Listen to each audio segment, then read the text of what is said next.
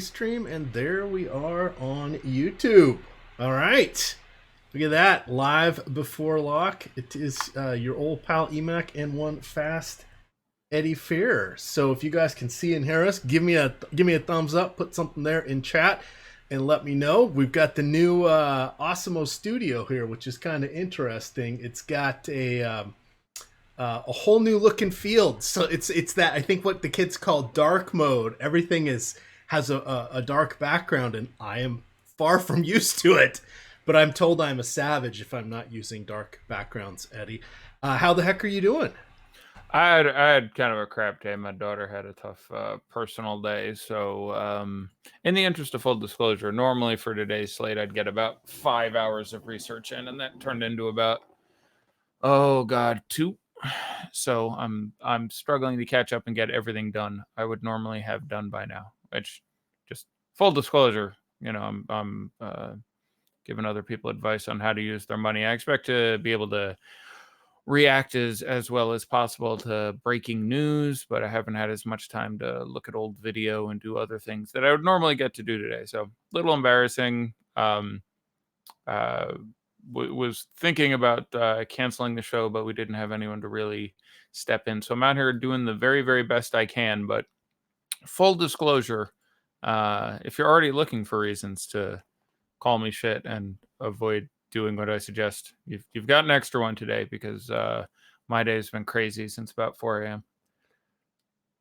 All right. Well, with that, we do have Eddie. You got your old pal Emac here, and we've got a full slate. We've got a 9-gamer here. We have a variety of injury things. I'm going to hit the highlights, let Eddie get his bearings here, and then we'll kind of hit the important stuff today. We of course had the full live DFS strategy show, walking through everything. Adam did the deep dive behind the paywall, and we have the DFS strategy syllabus, where we put out our favorite cash games, tournament plays, off the board plays, teams we like, don't like, etc. So we got you fully covered here. And for those of you all fired up, the first game is an hour into it. So we're skipping Phoenix and Minnesota, obviously. So Chandler Hutchison still dealing with sore shins, may play but is not going to start. Luke Cornett still out with sinus injury. Wendell Carter Jr. dealing with the sore thumb. He is in. Jeremy Lamb dinged up. It looks like he is going to make his first appearance. I haven't seen if he's going to be starting or not, Eddie, but he's been out for 7 or 8 games. Malcolm Brogdon, I believe, was downgraded to out the last I saw. Yeah, he's out. So he is out. We've got Jakar Sampson, who is also out for Indiana. We've got, on the other side, a host of people dinged up and out for Orlando, which of course would be Nikolai Vucevic and then Aaron Gordon. So we've got a whole group of new people starting and getting more time, led by Wes Iwundu. We'll let you get your thoughts on that. Ken Birch. I don't know about led by. He might be the first guy out on the court. That's being distinction. led. Okay, that's fair. I hadn't thought of that. He might break the paper thing at the end of the tunnel. Yeah, absolutely. Let the seniors do that. So he's in. TJ McConnell should be in after missing 2 games with the sore groin. Aaron Holiday still will be starting, so we know what we're getting with him. He has a screaming value on FanDuel. They've lowered his price to $4,000. That is Aaron Holiday, not so much on the other sides. Derek White is going to play. DeJounte Murray out. It's the back-to-back. Serge Ibaka probably not playing. He's listed as doubtful, but unlikely to play tonight. Derek Jones is out. Furkan Korkmaz is out for Philadelphia. We do know Joel Embiid is playing on the back-to-back. I want to say he played like 27 and a half minutes last night. I think there was a little bit of foul trouble, but we'll see where he ends up here. Justice Winslow. Yes? All true. Justice Winslow still in the concussion protocol. Damian Lillard should play, but he is a game-time decision with the sore back. Hassan Whiteside is out. Kevin Love feeling a sore back and a back-to-back. I thought he was going to play so he could showcase himself for his potential new team if they wanted to trade for him. He is from Oregon. He grew up in Lake Oswego, Oregon. Population 36,000, and I've actually been there. Anthony Davis in. We got that news last night. Hat tip to Anthony Davis. We know that Blake Griffin, I haven't seen that one confirmed, but I don't think he's going to play tonight on the back-to-back. That, of course, gives us a couple backups that could pop in there. And then Ersan Ilyasova, I think, is the other big news that's out. And then a few guys are banged up with Utah. They did play last night. All their starters played at least 31 minutes. But you saw Rudy Gobert dealing with a sore ankle.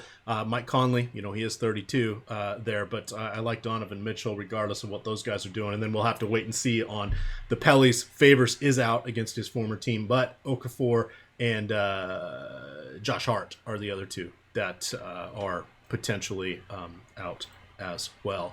I don't know if I heard you say Cam Reddish. I did not. I believe he's downgraded to doubtful with the wrist injury. He is out. Okay, he will not play, and Lillard will play. Okay, perfect. Appears to also be confirmed. But other than that, I think we got it all.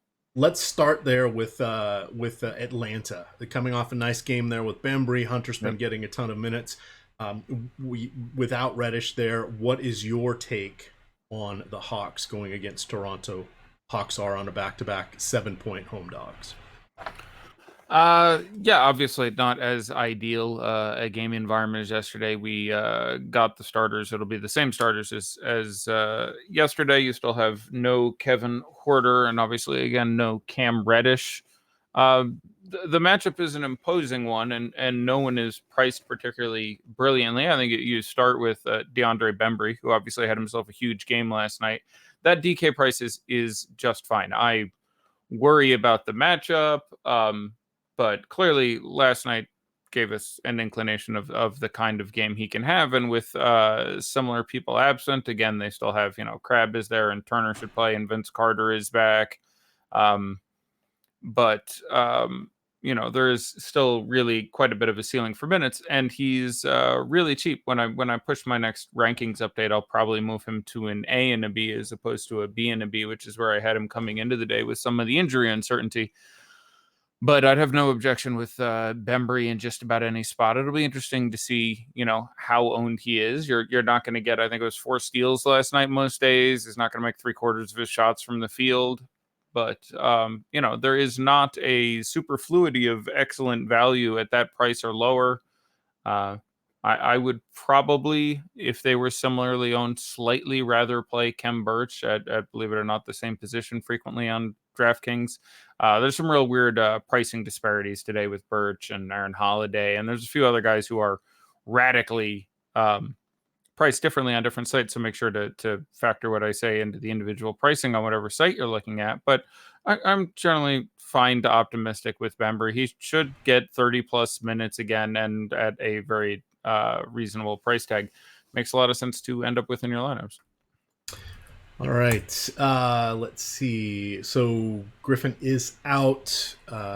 So that is confirmed. Chat's asking. That's going to be interesting because we have Derrick Rose questionable and Luke Kennard questionable. Yeah. So you are looking at some real minutes in usage to float around in that situation. So Detroit is definitely a spot that bears some significant study. All right. Would you like to wander on over there and give people a baseline look? Sure. Yeah. Let's just go through high spots or something. Because absolutely. Even in a couple hours, have 20 pages of notes, and we'll never get to every guy. If I try to talk about every guy, that's like 2 minutes a team, and it would get ugly. So wandering over to Detroit basketball. Milwaukee and Brook Lopez specifically are actually fairly difficult matchups for Andre Drummond in the past. He has struggled a little bit on the offensive end, and he has issues with Brook Lopez more than most centers, simply because he has to spend a whole lot of time out on the 3-point line, and that's obviously not where he operates, nor where he's most effective for fantasy purposes. And I'm sure if you game log that out, you would see something indicating that. Now, I don't much care. Those things are much less relevant for me than half the team is out and he's well underpriced on DraftKings, and Blake not being there. You still have to profile him brilliantly. He was still ranked 2As for me. So I'm perfectly happy getting to Andre Drummond, but it's not a 100% situation. It's not a windmill slam type situation. Blowout is a real possibility here. I'm a little more intrigued by some of the value pieces. So hopefully I'm giving full context there. Like I'm perfectly happy if someone gets to Andre Drummond. I'm not shocked if you get, 20 and 20 out of him tonight, and just a massive score, and he's priced very well. And I do think that the injury situations and the absence of other players and the opening of usage with, and it just gets better when you get, less Derrick Rose and less Luke Kennard. Like, someone's got to shoot the ball. Where it gets interesting is where we start talking about the other pieces on this team. Svi Mikhailuk is going to get really, really interesting for me in the event that either Rose or Kennard sit. He got himself some fairly interesting run last night. Let me go find that. Having something to do with the he put 32 minutes off the bench last night. So do we have confirmation on Tony Snell? I know he was up in the air. Not something I ever really thought I'd care about, but he does take minutes. Doesn't do anything with them. Still questionable. Let me see if I can find anything more with the sore hip. Svi Mikhailuk is mispriced in my rankings, so it's created an upload error for someone, so I'm repairing that as well. We'll leave everything else for the moment. Griffin was already out, so fixing that. Let's see. Nothing. Oh, here we go. Blake Griffin and Tony Snell out. Tony Snell is also out. Yep. All right, so you're looking at this team relative to last night's game. So last night, with Tony Snell also out and with Blake Griffin, and Svi Mikhailuk played 32 minutes. Now, he did not do a whole lot with them. He took 5 shots. He had 5 points, 4 assists, a rebound, 2 steals, which, again, is more than you can get out of him frequently. But dude costs $3,100 or what have you on DK and is going to have to play some significant quantity of minutes, and someone's going to have to shoot the ball for this team. So would find his way into some amount of my exposure. And again, he and Christian Wood and Markieff Morris are just going to get further sexy the more you lose of Rose or Kennard. Bruce Brown is going to have to play a whole lot of minutes. I'm going to update his ranking as well, but I'm kind of excited about a little more upside out of him as well. You're looking at a situation where they are really shorthanded. Guys, let's assume for a moment Rose and Kennard sit. You have Drummond, Galloway, Brown, Thon McCurr, Christian Wood, Markieff Morris, Tim Frazier, and Svi Mikhailuk. If they both sat, I think they suit 8. I'm almost sure I have that. So yeah, some real degree of interest there. And with Blake out, I certainly, if we got confirmation that they were in and/or starting, obviously Rose almost certainly not going to start. But Luke Kennard, even at a kind of ludicrous price on DK, I'd have a couple shares of, because all the pieces are there for him to hit a personal ceiling game for him as well. So Detroit, a situation. Are they 7:30? I want to say. No, they're one of the later games. They're 8:30 at Milwaukee, so that could come down to lock. But Christian Wood, very interesting. I mean, his game last night was pretty. He had 25 fantasy points in 11 minutes or something. I have that box in front of me. 12 minutes, 11.7 rebounds, an assist, a steal, and 4 blocks. Okay, that's pretty good. Now that's obviously a ceiling for 12 minutes, but that's 30 something fantasy points. That's some pretty good beats there. So let's keep a bit of an eye on that news there. But right now, Bruce Brown, pretty compelling GPP play for me. And, the matchup isn't ideal. The blowout is, a potential thing to look at here. But Langston Galloway, a bit more cash. I mean, he is a very I don't do anything but score guy. Now, like a guy I mentioned a few times earlier in the year when he's 3,600, 3,700, when that price comes up to, where he is now, it's just like 4.7 or 4.8. That's a lot to pay. Like, I had interest on Friday, even though I wasn't hosting. That made some degree of sense. But now you really need it. But he'd play 40 minutes. I mean, he literally, I'm not exaggerating. I'd project him for 39, I think, probably. But I think he played somewhere near 40 minutes the game before last. And you would be looking at that situation again if all these guys miss. So I guess let's come back to Detroit in 20 minutes and give them another look and see if we found anything else out. That sounds good. I've got a question here from Super Chat. This is from Tyler Hitchcock. He would like to Sure. know on DraftKings at 4,500, is Lonzo Ball playable on a 25-minute restriction? Yes, he's certainly playable. We have seen this Jazz team be inconsistent with its defense, and they're dealing with a back-to-back. And there's also the possibility that Rudy Gobert doesn't suit up, which I'll talk about in a second because it leads to a couple other actionable spots. But yes, he's absolutely playable. I don't expect him to be significantly owned, and especially if Gobert is out, which again, that is, I believe, the late game. I think it's the 9 p.m.er in Salt Lake City.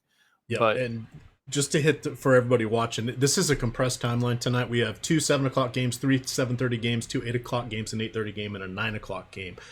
So keep an eye on what is going on there. Chat's getting after me for not knowing everybody who's out. Then someone says EMAC knows everything. No, I don't actually know everything. What I don't know can easily fill the Grand Canyon. But yeah. I do know that Kevin Love is out with a sore back. I'm trying to see if we have confirmation on Larry Nance starting again. Can you safely? I would expect him to, though. You have some small chance of getting Kevin Porter in there. Do you feel good about Nance and Tristan Thompson in the same lineup going against Portland? And then we'll talk about Scalabissier as well. Yeah, that's a very interesting game. So I'm gonna do Utah first because we're there. I'm just gonna try to hit as many thoughts as possible as we move through the games. So in the event I like, if possible, leaving myself some wiggle room for that late game if you can leave an opening for Tony Bradley as priority A and actually Jeff Green as priority B, who will play some center for this team if Rudy Gobert is out. Potentially quite a bit if Rudy Gobert is out. I think he probably played some last night. He tends to in matchups like that one because one of the concerning things with an otherwise complete smash Tony Bradley spot is they're not super comfortable running him out there. And that's not unreasonable. He's still young, but he's still got some issues. So you look at that Golden State game and you saw this a very undermanned young team, but we still got quality fantasy outings out of 5 of the 8 players on Golden State last night. So even in Utah, it's not crazy to suspect you get some decent production. And Lonzo Ball would be, at worst, the second best player on that Golden State team right now. And several of them put up numbers last night that would have made you just fine with Lonzo's 4,500 night. Now, a lot of that comes on the back of them playing more than 25 minutes, again, due to their shortages. All the starters obviously played more than that, and everybody got a pile of time. But Lonzo, not somebody I'd be looking to prioritize, but I think he's absolutely fine as a GPP flyer, and I don't think he should be too owned. And 25 minutes being 25% more than 20, and that price having come down from 5K. 5K at 20 minutes was a little specious. 4,500 at 25, yeah, I would have some interest in. I would have some. So yeah, I really do like Donovan Mitchell tonight. It is hard to, generally people who you expect to get any sort of appreciable minutes against the Pelicans is going to be a spot you're going to want to take advantage of. So last night's game was, I think, a little more competitive than certainly I and many other people expected. So you ended up getting some pretty significant minutes out of the Jazz starters, all of whom played, I think it was 31 to 35 minutes, including 35 for Gobert, who turned his ankle there. Now, he returned and finished that game. He's officially questionable. I'll go 60, 40, 70, 30. He plays. But it's a game they should be able to win otherwise, and he can kind of use a day of rest, which he hasn't had yet this season, I don't believe, anyway. So I'm not shocked if you pick up the random Tony Bradley start, and that would be a smash spot. So, and he just wouldn't get owned enough. He, in a vacuum, with the value on this slate, should be owned 55%, and depending on when that news comes out, he's going to be owned 15% at, I imagine, the flat 3K minimum. So Tony Bradley, the first name to think of there. I'm a big fan of Donovan Mitchell in this spot. He is the first guy I'm looking to target across the ball, but you can certainly look at Bojan and Royce presumably starting again, and Conley, and again Jeff Green. The interesting one for me, I do want to look and see if my guess on him at center was a thing that happened last night. Uh, where would you put Larry Nance for cash after the news that he is confirmed starting? Yeah, I need a minute, Okay. but that makes sense. Yeah, Rudy Gobert checked out last night alongside Royce and Boyan and Dante Exum. Jeff Green and Donovan Mitchell checked back in at that point. So unless Donovan Mitchell or Dante Exum was playing center, I guess they could have rotated down Boyan or something. But yeah, Jeff Green played some center last night, I'm almost certain, which isn't that weird. He does it admirably considering his frame. He did it for Washington. He's done it for at least 3 teams. So I have some degree of interest in that. So, and there is some risk with Tony Bradley in that they're not super excited about that. And depending who picks up the start at New Orleans, but even with Jackson Hayes not being a dominating interior presence, I think I can get away with. You randomly could catch Jeff Green started center. I don't think that's likely, but it certainly would be a situation to monitor, and both those guys would have interest for me regardless as to who gets the start.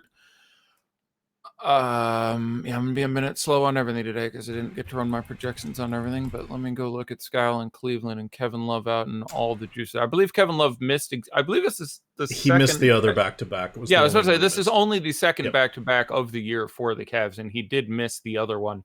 But Larry Nance also missed it, and Kevin Porter started. I don't know if this sounds right. I'm gonna go look.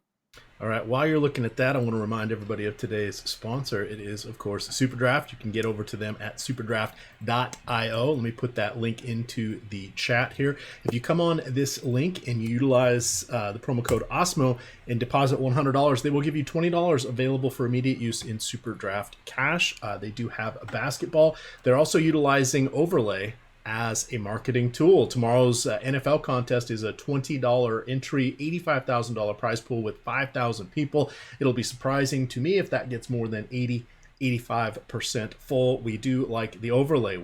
What's different at Super Draft, you ask? Well, let me tell you, it is all about the multipliers over there. No longer do you have to be constrained by those pesky salary caps. As long as you fill out the position requirements, each player is assigned a specific multiplier that goes towards their fantasy production. So, for example, if we have Christian McCaffrey at a multiplier of 1, we probably have someone after last week's debacle like crummy running back, insert name starting here, at a 1.7 multiplier. So it sort of even things out, adds a different level of strategy. And they have NBA as well. They're playing NBA tonight. Big, as I mentioned, overlay for NFL. They're going to continue that overlay throughout the NBA season. That is their intent, to use that as marketing. They also have NHL, and of course we'll have PGA and MLB when those seasons start up again. Superdraft.io. Check it out. $20 deposit bonus with the promo code OSMO for $100. Eddie, back to you.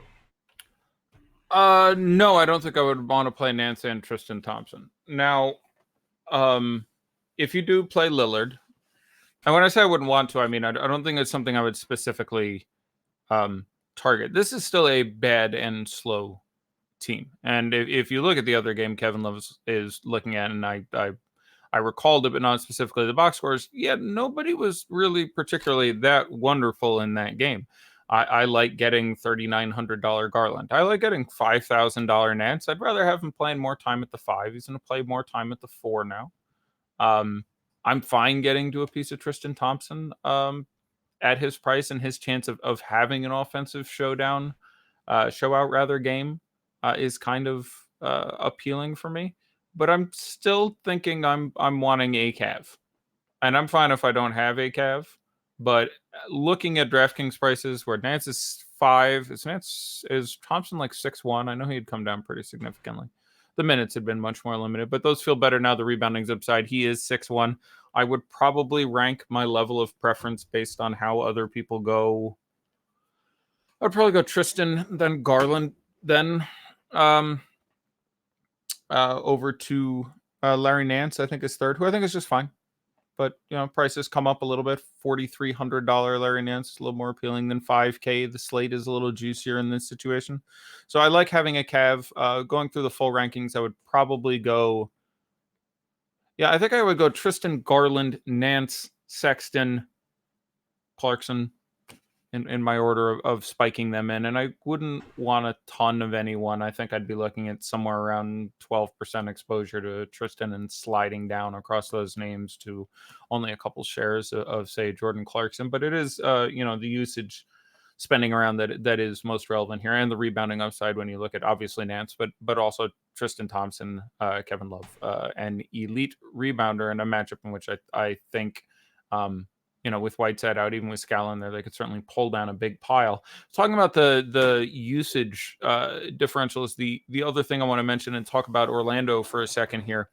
Not the best matchup, but a perfectly reasonable one, and I think the usage bumps for most significantly John Isaac, who is a pretty brilliant play on FanDuel. I'm a big fan. I don't know how much of an extra role he's going to see in the offense. And there's been, understandably, a big hullabaloo, if you will, to use some big old man words there, about his defense this year and years past, as there should have been, because he is a compelling defender, especially from a fantasy standpoint. But his offensive game has also evolved as well. And you are looking at a team that is not offensively gifted at this point. Kem Birch and Wes Iwundu and DJ Augustine and Markel Fultz, and you have Evan Fournier, who I'll put in there as slightly above averages for the purpose of this conversation, but we could be looking at a string of John Isaac taking 20-something shots a game and also being an incredible defender, and he's going to play closer to the basket more, which increases, there's all sorts of upside that gets opened up there. So I'm fine going there on DraftKings, and I'm a big fan of doing so on FanDuel. But I also want to mention that you will just have other guys on this team, underpriced for the absence of the 34 shots that Aaron Gordon and Nikola Vucevic were going to be taking every night that really aren't going to be made up by some of those pieces. Kem Birch is going to start. I expected Kem Birch to start. He's the better player than Mo Bamba right now, plus Mo Bamba isn't 100% healthy. It'll be interesting to see exactly how the minutes are apportioned between those two guys and John Isaac at center. I like Kem Birch just fine. I have him for, I think, 27 minutes and 23.5 or 24 fantasy points, which is fine. Especially on DK, that's just fine. FanDuel, they obviously goosed the hell out of that. There is a ceiling beyond that, and he's cheap, so you can hope for more, but I'm not over the moon on that. I think there's a real chance Mo Bamba is still playing, 16 minutes. You can go there on FanDuel. He's the minimum. It's kind of cute. Certainly the ways in which he could get well time beyond that are greater and more obvious now, but you very possibly get real segments of time at the 5 for John Isaac. But the real relevant thing is there's a couple Joel Embiid situations tonight, which is where every player on the 76ers other than Joel Embiid was overpriced when Embiid played and was underpriced when Embiid sat. And right now, with no Gordon and no Vooch, every other player on the Magic is too cheap. DJ Augustine is too cheap for what I'd expect out of him. Markel Fultz is too cheap for what I'd expect out of him. Evan Fournier is too cheap for what I'd expect out of him. Terrence Ross is too cheap for what I'd expect out of him. John Isaac is certainly too cheap. So that, even in a middling matchup, it's just going to math out. I would rather have 2 Magic members than 2 Cavs to tie it all together. All right, Eddie's talking about a pair of Magic members. Okay, well, what goes on in his house? Who knows? He is wearing a leather coat inside, after all, as chat. It's cold down here. I'm in the basement, man. It's if I want to, keep it temperate down here, if I put it 68 degrees in the basement, it's like 79 upstairs. It's a hammam up there. People are sweating. So, all right. So let's talk about Giannis. Going to be the most, ideally the highest projected raw points guy. 12K on DraftKings, 58 on Yahoo, and 12.9 on FanDuel. That's the highest FanDuel price I remember thus far this season. I don't think anybody's hit 13 yet. But how do you feel about him? Will there be enough? People want to know for him for cash game to anchor it, their lineups. Is there enough value? How many Orlando guys would you go to? Well, I'm not sure how the Orlando it's going to be really site dependent. So give me a minute to poke around and give you a better answer at that. So here's a good one. So while you're looking at that, chat, if you go look at Yahoo, there are 2 players that are more than $11 on Orlando. That's it. Everybody else is one person's 11, and then Isaac and Fournier. yeah, I'm Isaac and presuming. Fournier, and then everybody else is 10. I forget who the person who is 11. Those Yeah, I $10 like them. I players are like. not created equal.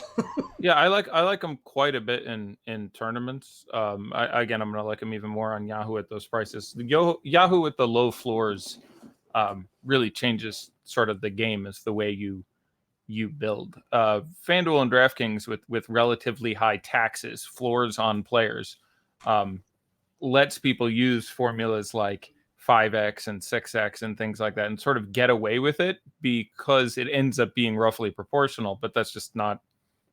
There is a real difference between FanDuel and DraftKings, where your curve of value per price is fairly close. It's not close. It's not arithmetic. It's not a straight line. It is still some sort of geometric progression. It's still a curve. But on Yahoo, it's really weird because of how low the floor is, where it's like this, and there's this really interesting situation where it's like, okay, these guys are so cheap that I got to take these 3 guys at 10 to get 30, and then I just want max spots because they were so cheap. So I have to play Giannis at 60, who I project for 60, as opposed to this guy at 40, who I project for 50, because it's just it's a much more complicated sort of algorithm to build it out correctly. Not sure how I got there.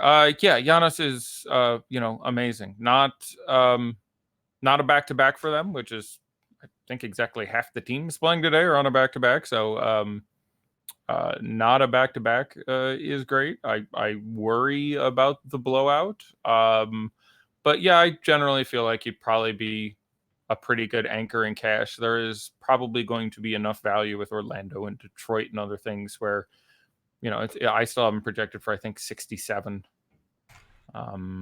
If you don't play Giannis, play Eric Bledsoe and or DJ Wilson, who is now going to play some reasonable amount. He should play all the non-Giannis. He should be Giannis's direct backup, I expect, in this game. There's a real chance of a blowout. So maybe get 21 minutes there, as opposed to when he played the other game he played this year, which was the game before last. Last game they brought Ersan back in. The game before that, on the front end of their back-to-back, which was Wednesday, Thursday, I think, you had DJ Wilson make his debut and looked fine. So he's another guy at minimum price I would have some interest in. So if you're looking for minimum price players but not playing Giannis, he would certainly be pretty high on my list. All right. We did not mention Fred Van Vliet. Some would call him elite in this That's an spot. oversight. He's pretty good in this spot. Yeah. Yes. He's especially that price on DraftKings. That's probably the first player into my cash lineup. I have a feeling Fred is actually the first player, which is a good day for you. Oh, it absolutely is. We do have the Fred Van Vliet fan club, Eddie. It filled up in 2 hours today. So people are now getting salty that they didn't make it in. Adam Scherer is making a guest appearance. He was getting a little talkative there in Slack. So he has joined this league. But I'm going to drop this link to my pinned tweet in chat. What you need to go do is click on the link in that pinned tweet, and it will take you to the DraftKings Osimo League. Join that, and you'll get access to all the Fred Van Vliet contests. I dropped it at 9 o'clock this morning, and by the time we went on air at 9:30, it already had 50 people in it. So I'm going to move that up to 100 at some point. But just so you remember the rules when you get in the next one, it's $1 to enter. It's DraftKings normal payout. We've been running 75, so top 15 pay. It must fill to run. That has not been a problem recently. But if you win and have an Osmo avatar, you get a free month of Osmo premium content. How do you get an Osmo avatar? Well, I will drop that link in chat as well. How do you like Pascal Siakam, please, Fred's teammate, and anybody else going against Atlanta tonight? Yeah, obviously, I and most people are going to be pretty big fans of anyone going against Atlanta. The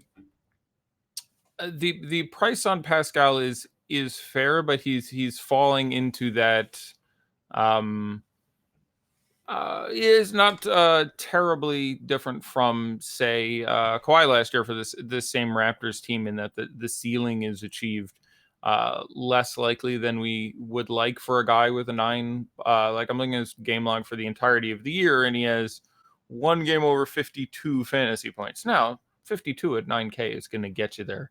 a lot of the time. But I do think that he's a brilliant cash play. He's not as good as Fred simply by lieu of the fact that Fred's $1,800 less. But Pascal's it's hard not to like him a lot against this Atlanta team. He's going to get defended by any number of people not qualified to do so. First and foremost, Jabari, but it's a pretty great spot. So while pointing out that while we have many other players in the pool who cost as much as him, who I think are generally a little more likely to put up 60, 70 fantasy points in a game, this is certainly a real spot he could do it in. So I think especially in a lineup where I get away from Fred VanVleet, I'd really like to have Pascal in there for me. So Pascal and Fred, certainly the clear priorities on this team. After that, I do really like the spot for Marc Gasol. We're obviously seeing a lot of games where he takes 4 shots in 29 or 30 minutes. That's not ideal for spiking any sort of upside, but the price is still tolerable. Center in that mid-range, not so replete with great options, that I would find myself exposed to Marc Gasol tonight. Probably a little more in the field and probably comes in third for me there. Certainly nothing wrong if you want a Powell or Anunoby, but they would be in that third tier for me after Fred and Pascal on top, and then Mark, I think, is the second place I'd go. All right. For those of you playing hockey, it looks like Tuukka Rask is going to get the start there for Boston. That was a nice little alert we have on the Osmo Premium Slack for hockey. So we do the all alert channels there because I noticed there's not a lot of sites out there that do NHL alerts. Another little way you can get your edge. That game starts in 21 minutes. We probably will be getting, let me just hit refresh, another ownership update. Oh, we just got another ownership update, Eddie. I'm going to throw out a couple names here.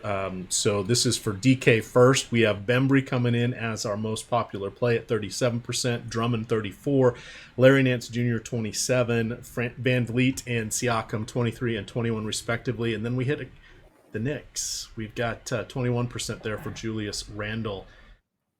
How do you feel about matching wits with David Fizdale today? I would think that this and just about every day I would enjoy matching wits with David Fizdale, but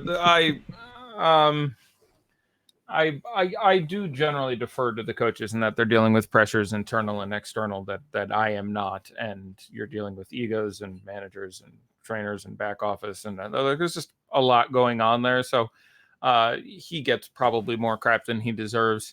It's been a good year for fading chalk. I don't want to force it, but it's, if one thing has gone well this year, it's been like, here's this chalky dude you shouldn't play.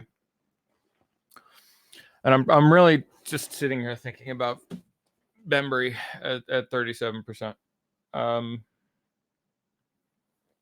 Yeah, I would stick with an A and a B for rankings. I think that's right. It's just not there otherwise. No, I'm largely fine with that. Nance 27, you said. It's fine. Powell, it's fine in that matchup. Yeah, nothing's striking me as immediately catastrophic looking at what we have for ownerships at the moment. So it'll be interesting to see how Orlando's defense is projected. And that I just think because I was looking at the ownership and in that 10 to 12 range, we have both TJ McConnell at 3,300 and Domantas Sabonis at 8,100. I'd be more excited to play McConnell there. I like Sabonis, and obviously the very prolific Orlando frontcourt defense is going to take a step back, minus the couple guys that it's missing and filling in with a couple younger guys without the defensive pedigree. But Sabonis specifically should be the guy who gets the most of John Isaac up in his grill, and he's not that cheap at 8,100. So I would be more inclined to play the odometer and get Miles Turner out there. I don't know if I'd want to go Jeremy Lamb. He's not quite cheap enough. Aaron Holiday is probably the best play on the whole site of FanDuel, although there's several underpriced guys on FanDuel. There's Isaac and Holiday and Pascal Siakam, who is appropriately priced on DK now and is just way too cheap, and a power forward on FanDuel. And I'm trying to think there's a couple others, but the Those are specific FanDuel guys I'd want to start my day on. But yeah, I don't have a hot don't play this guy take. Do we have additional Detroit news past what we had known previously? Sorry, I have not seen any. Let me get back there. No. So we're still waiting to see on the guard situation, it looks like. Yeah, Pacers are starting who we thought they were. Yep. Alex Caruso's out. They do want to know how that impacts Rondo. Well, Rondo may rest himself. They're on just their second back-to-back of the season. I would not think it would. It's oddly, among other things, like I ranked Quinn Cook because of my expectation that Caruso didn't play. He's a reasonable guy to take a shot at for blowout purposes, for any number of ways that can randomly work out, but it'd be certainly a low priority for me. I think you would generally get more point Braun and other things than this turning into a Rondo ceiling game. But Rondo only got, I want to say, 17 or 18 minutes. I think he got ejected last night. Again, last night I was off, but I seem to... Does that sound like something that may have happened? I was asleep for those games. I was awake, but... Can we hear your thoughts on Lillard returning from a back injury? I know everything you do. I generally think he's an outstanding play who isn't going to be owned enough. Obviously, he was ejected, only played 18 minutes. Right. So I think there's, a better chance that he gets out there and continues to put in, but he's ranks about the same way he does for me always. He's risky. It doesn't seem likely you're going to get some preponderance of minutes for him to savage. But, you're still dealing with no Avery Bradley and Caruso's out. So I like having Rondo. I imagine we have him projected in, 8-10% owned at most. I don't know if you have that number handy. But for Rondo? Yeah, for Rondo on, say DK. He is less than 1% across the board. Oh, okay. Well, then... I'd want more than that. I'd want 3-4% because you've certainly opened up the ceiling there. But it is relevant for your, factoring LeBron and Anthony Davis. There, it does make me a little more excited for LeBron than I would be otherwise. Sure, running out of qualified point guards. All right, we've got 15 minutes to go. Let me see. Do you, if you were playing, who would you prefer? Where do you think of Winston Garland in relation to T.J. McConnell or to Sterling Brown? Sorry, not Winston Garland, Darius Garland. At least I got his dad's name right. I was about to say Winston Garland. Oh, good God. Where do I have him compared to Sterling Brown? And T.J. McConnell. I would rather play Garland than either of those. Okay. How do you feel? Oh, go ahead. It's just a usage thing. McConnell, I'm a little dubious on the minutes. The price isn't as good on the other side. Having Love out just makes me feel more likely that I get another, offensive game of relevance out of Garland. He's only 3,900. I think he took 16 shots last night. So I would have Garland. I would, in a GPP, rather play Garland a tier ahead of those other two guys. All right. Would you go with Christian Wood or Skal Labissière? I'm guessing that's a FanDuel question. Because DK, I think they're not priced remotely. Yeah, Labissière is like 56 or something like that. Right, and Christian Wood is... Like that's a really good question. Let me think about all the various angles we have there. Without all the Detroit news. So it's a FanDuel question, I will assume. In cash, I would play Skal Labissière. That's not close. In tournaments... I'm guessing we have Skal at 40 or 45% and Christian Wood at, 14.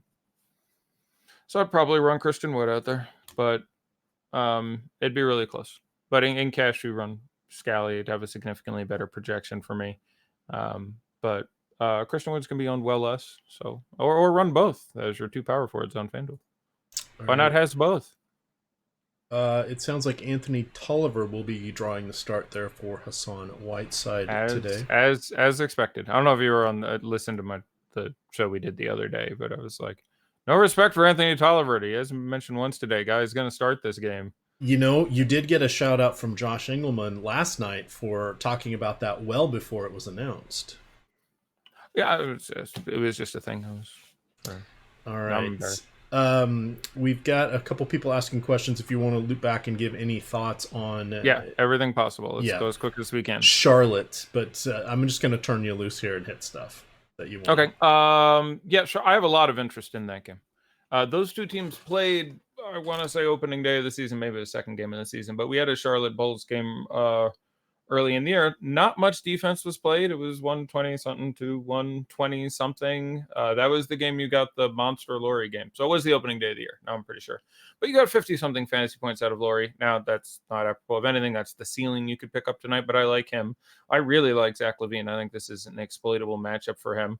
I really like Wendell Carter Jr. All three of those guys at their prices on DK, I think, make pretty stellar GPP plays. Now, Markkanen's been injured, and Carter deals with frequent foul trouble issue, although it's a good spot for avoiding that. LaVine has just been generally unproductive recently, but still in the absence of Otto Porter. I probably in tournaments would rank them LaVine, Carter, Markkanen at the moment, but I'm a big believer of those guys on that team and across the ball. Devonta Graham, that is an outstanding matchup. Hell, PJ Washington. You obviously cannot get to a lot of $4,000, $5,000 PJ Washington in a land of, depending on your site, $4,000 Christian Wood or Scal, or this is other things that are going to project for a lot better. But that's a fine matchup for him. I would have, I think the field's going to be at 2% PJ Washington. I'd have 5. Bridges coming off a big game last night, probably going to be a little more popular because of that. So for that reason, I'd be a little less inclined to go there, but certainly no reason he couldn't go there again. I'm a big fan of guys in those teams, but again, using DK as a reference, yeah, Bulls. For me, Hutchison is going to be back, so that spoils a couple things. Shaq Dizzy and the whole, but LaVine. Yeah, LaVine, Carter, Markkanen for me there, though I like having one of them quite a bit. I'd like to get one in there. And across the ball, any cashy sensitivity, I think it still ends up being Graham. Tournaments, well, I really don't know. It'd be pretty close for me. I would have some amount of, obviously, Washington, Rozier, Graham, obviously, is the one I meant to be obvious. Doesn't seem like the right night to risk the Zeller. But yeah, that's where it'd end up coming down on the Hornets.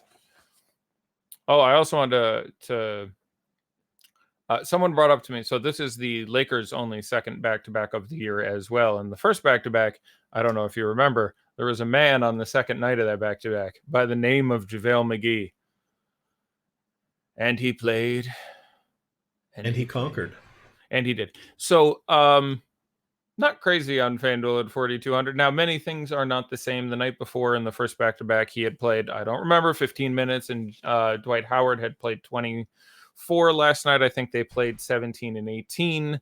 That was a pretty unique situation, but I'd have a couple shares of JaVale McGee for good times. Many of the factors that were there for the first back-to-back are still there. Them wanting to go a little easier on Dwight's slightly olderness, as opposed to somewhat more young and spry, although JaVale McGee's been in the league a surprising number of years. Across the ball, didn't give a lot of thought to Memphis. It is really Ja and Valanciunas for me. Lakers have been surprisingly porous to center. I do not expect that to continue. Certainly at this rate, I expect them to positively end up at least a little more than average. But probably for me, DK pricing again, I will go Valanciunas a hair over Ja Morant. I consider them both fine plays, but not priorities. They probably don't make it into one lineup, but absolutely into 5 lineups. All right. Seeing what we had a good question there. Yeah, Trae Young. We've seen a couple people call him bust of the day, not getting a lot of love here. How are you feeling about him in particular?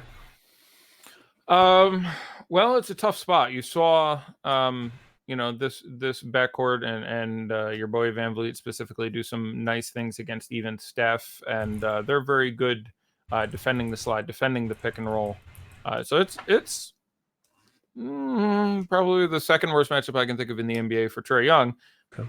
That being said, in the third and the fifth this year, he's randomly put up 60 burgers. So more compelling on FanDuel than DK because of the proportional pricing and the fact that, there's 2 point guard spots. You only get to run, it's just you're building 5 smaller rosters, as I frequently like to refer to it. So,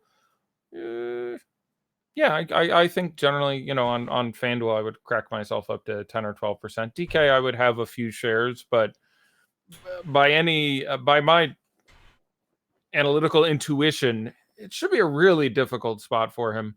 Back to back for them as well. So, yeah, FanDuel, generally thing. DK, probably generally looking elsewhere more often than not.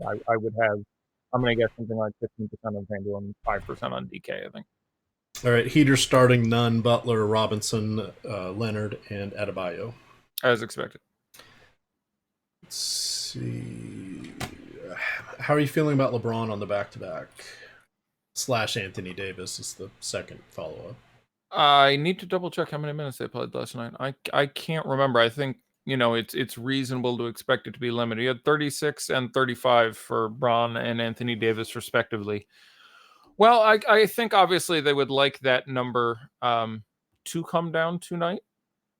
But generically, where they are around the same price, I would prefer to play Bron. I think on FanDuel, Anthony Davis is actually a little more. I think the matchup and the potential lack of point guard depth makes them I think they're both strong plays. Not musts again. I think in a single lineup, I would have LeBron or no one, and certainly again in the top 5 lineups, I would get to some exposure. So I imagine we have those guys projected, in the teens-ish, and that feels about right. I don't think I would significantly diverge from that point. They may end up being low owned. I'm actually kind of curious how low owned those guys. McConnell and Mitchell, or Garland and Bledsoe on DK. If you have Giannis, it's clearly, or to me, it would clearly be the non-Bledsoe side.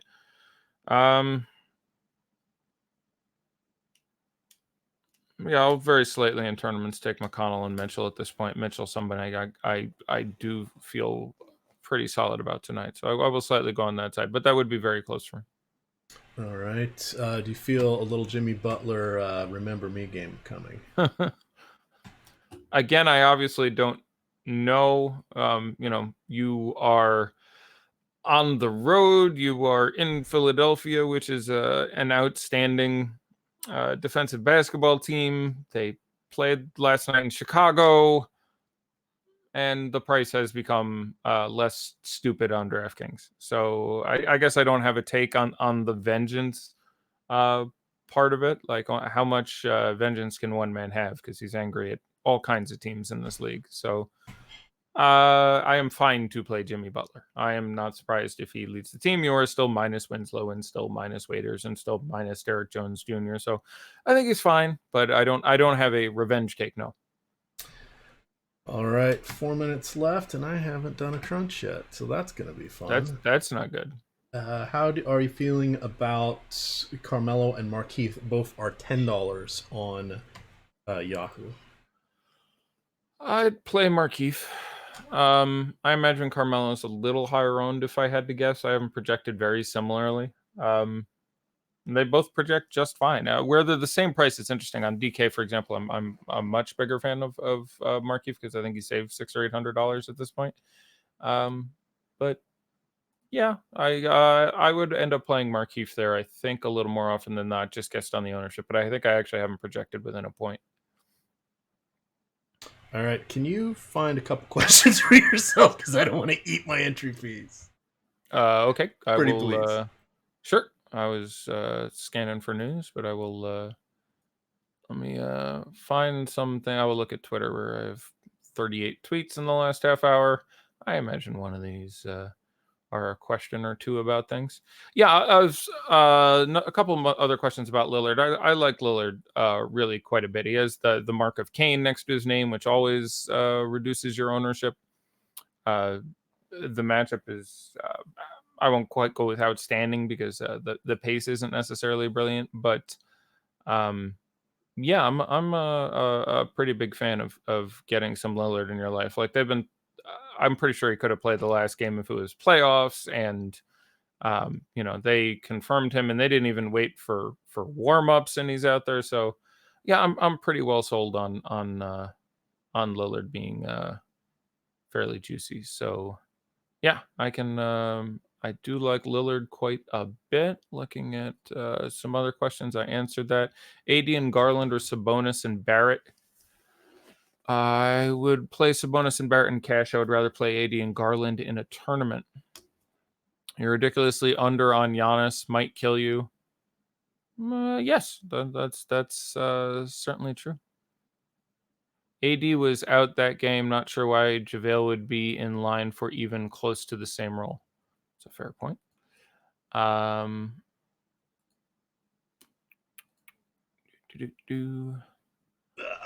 minute to go. No pressure, people. Don't be like me. Make sure you get some at least. Yeah, Anthony Davis doesn't play a ton of minutes at center, but his point is relevant there, where one of the reasons that I and many other people, or at least I and eventually many other people, were big fans of JaVale McGee that night was that he and Dwight Howard probably were going to share 48 minutes at center. You could have gotten, there's obviously, they have 5 guys they can play at center, but normally it's JaVale and Dwight Howard and Anthony Davis. Anthony Davis didn't play in that game, so in theory you were going to get a split, and I had mentioned you might get like 26 JaVale and 22 Dwight, as opposed to most people expected the other way, and that worked out, and he happened to go nuts. But yeah, so certainly a relevant thing looking at JaVale McGee would be his odds of getting into, say, the high 20s again are almost nil because of that situation. All right, some random lineups are in for me. So woohoo, there we go. It's just like playing hockey. Put those random lineups in. We are going to be at lock. Oh, we actually just hit. We are. Yeah, we're there. I was shutting up and hoping you got your stuff, and I always feel bad for you guys. Yeah, sorry guys if I was a little more scatterbrained than normal today. I feel like I had an answer for almost everything, but I end up doing whatever 22 shows or so a month, and I have a family and another full-time job. So in general, one of them is going to get screwed in some way or another. And today I had a family issue come up. So actually I felt like I'd covered everything, but I felt frantic all day. So I don't enjoy that. How do you feel about Derek White starting? We didn't get to that. Ooh, did that one walk? I mean, he was obviously questionable. It doesn't do a lot for me. I think he's just fine as a tournament play. His ownership will be about where it should be. He's still 4,200 on DK. That's an absolutely fine number to roll him out there. The matchup is a really good one. So I'm cautiously ambitious. But again, it's a team where you have Aldridge and DeRozan getting 30 whatever minutes, and then everyone else sort of dithering around. But the absence of DeJounte Murray, it's to be expected that he would get the start, and I'm optimistic.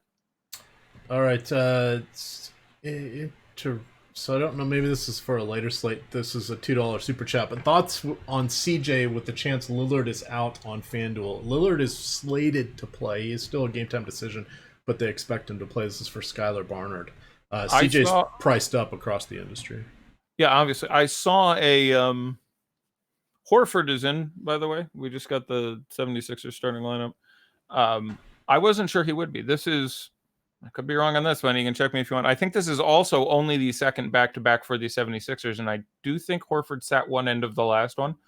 I was pretty sure he was going to play, and that wasn't going to be a thing for him. But if their full super power team is getting in there and going. So what was the question again? I just wanted to mention I saw that Horford was starting. Would you, CJ, if Lillard's out, would you go with CJ? There's a later lock time slate. If Lillard's out, I'm going to love CJ. If Lillard's in, then it's obviously far less appealing. But okay. Lillard being out is literally worth 10 fantasy points to CJ. I mean, it would move him from a not very appealing play at his price, which again, it's the Embiid paradox thing where Lillard has been out a few games, and that just makes CJ go nuts, and his price goes up by $1,000, and then Lillard comes back, and hey, and then now you also have Melo there who's going to take a shot every 2 minutes. So You kind of need Lillard out to justify the CJ play. But yeah, if he's out, he's running out there and playing 40 minutes, and it was an absolute hit 65 or whatever Thursday. So All right, are you ready for America's favorite game? And hit oh, that God. like button on the way out, All fellas. Didn't pander for those, but we do like them. It is very nice. Yeah, we like likes. Let me see here. Sure, I'll do some. This is the DK Big Jam, We have 100,000 to first. We have 2 games at 7. So we have the Pacers and Orlando game, right? Those are the Yes. 2 at 7, right? We have Chicago and Charlotte and Orlando and Indiana. Right. Yeah. 4 Cavs in cash too much. That's for Achilles in premium chat. Is 4 Cavs in cash too much? I don't think it's ideal. I doubt if I, spent a month building the best possible cash lineup for this slate that I would end up with 4 Cavs. That would really surprise me. I doubt it would be horrific. Matchup is fine, and someone's going to have to shoot the ball. So it's certainly better in cash than it is in GPPs. I will say that. So if you ended up with, I'm guessing, Tristan Garland, Sexton Thompson or something like that, it's probably fine. I doubt it's ideal. So it depends what you mean by too much. Would I have that many? No, absolutely not. I don't think I'd end up with 4 Cavs in cash. I doubt it is too much of a train wreck, especially on DK, because they are all priced pretty well. Your most expensive guy there is Tristan at 61, and then Nance is 5, and Garland's 3.9. So that's fine. All right, who do you think the most popular player is on DraftKings? All right, so Pacers, Magic, Bulls, and Hornets. TJ McConnell. You are correct, right? Sir. Yeah, TJ McConnell. Well, he was going to be the highest projected player for a lot of the day when I was looking. There wasn't a lot of value, but I figured no one should be super owned here. It's gonna be the value guys. The next one's probably Kem Birch. You are correct again. Yeah, after that, I need a minute. Probably should be Zach LaVine, but it won't be. It's not going to be Laurie. It's not going to be Wendell. It's not going to be Miles Turner. Could be Sabonis. It's not going to be Aaron Holiday on DK. It's not going to be any of the... No, it's not going to be anyone on Charlotte. Orlando wasn't priced quite well enough. John Isaac was really expensive.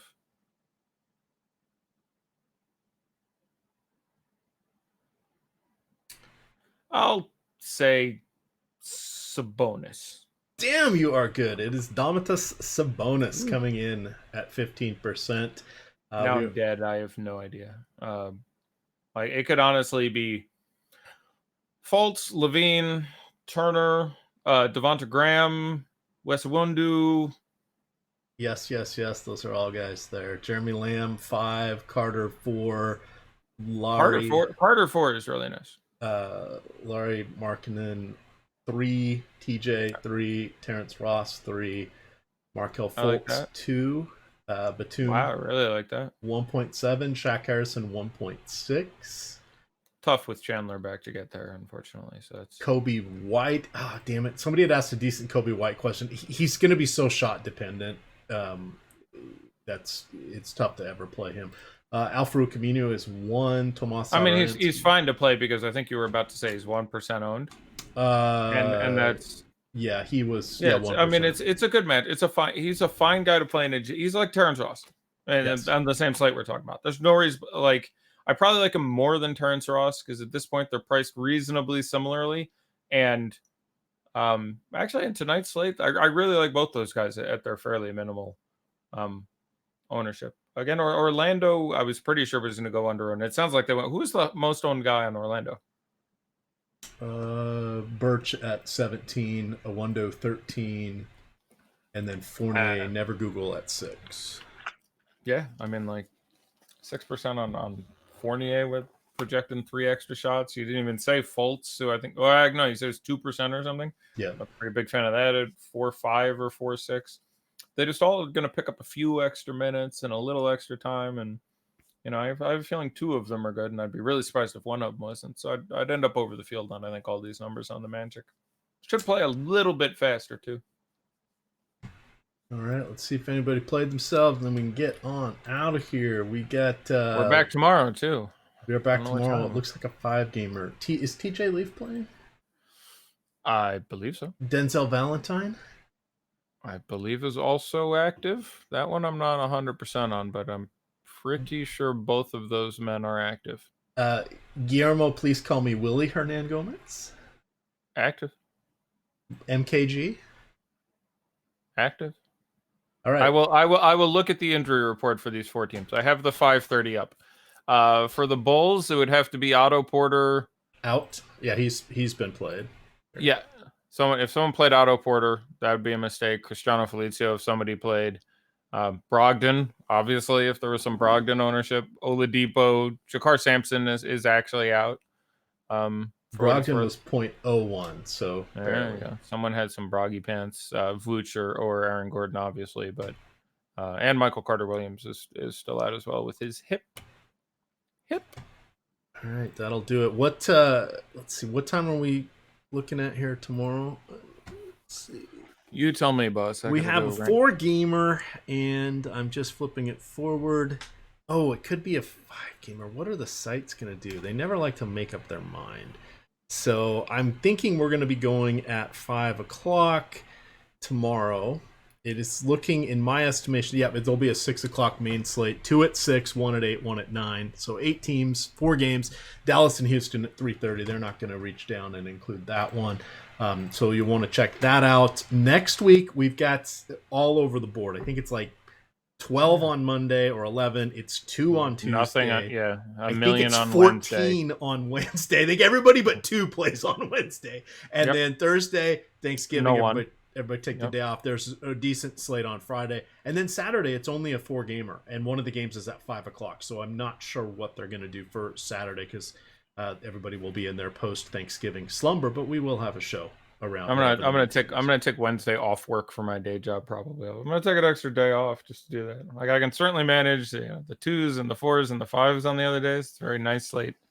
But 14 gamers, I don't want to half-ass it. So thanks. Several people sent me messages saying I hope everything was okay. It's fine. My daughter had some teenage drama with a friend, and there was crying and hair pulling and whatever. It's just but I grabbed a few hours that I had slotted for the day.